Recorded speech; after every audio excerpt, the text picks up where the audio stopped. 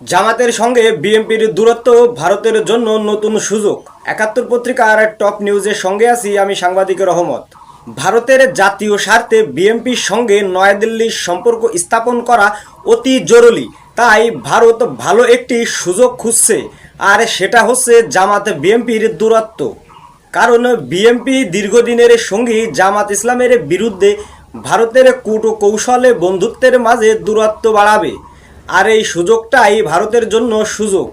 বাংলাদেশে নিযুক্ত ভারতের সাবেক হাইকমিশনার রিভা গাঙ্গুলি দাস বলেছিলেন, আমি নিশ্চিত যে জামাত বিএনপির দূরত্ব ভারত সরকার নিজেদের তরফ থেকে খুব সতর্কতার সঙ্গে দেখছেন এবং অ্যাসেস করছে। বিএনপির সঙ্গে জামাত ইসলামের সম্পর্কে ভারত আগাগোড়ায় সন্দেহের চোখে দেখে এসেছে।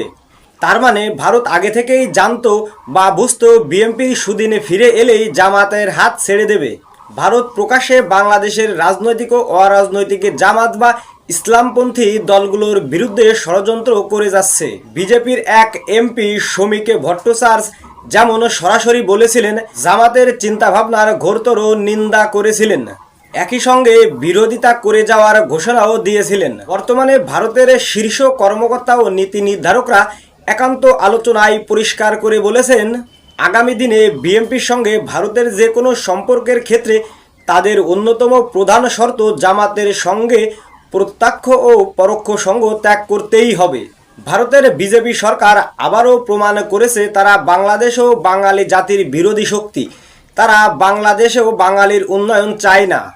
বর্তমান বাংলাদেশের নাগরিকরা ভারত মুক্ত নতুন বাংলাদেশে চায়, আর যদি বিএনপি সেটা না চায় তাহলে জনগণই সিদ্ধান্ত নেবে আগামী জাতীয় নির্বাচনে তারা কাকে ভোট দেবে।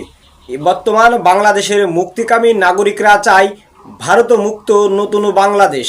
সবাইকে ধন্যবাদ জানিয়ে শেষ করছি। আল্লাহ হাফেজ।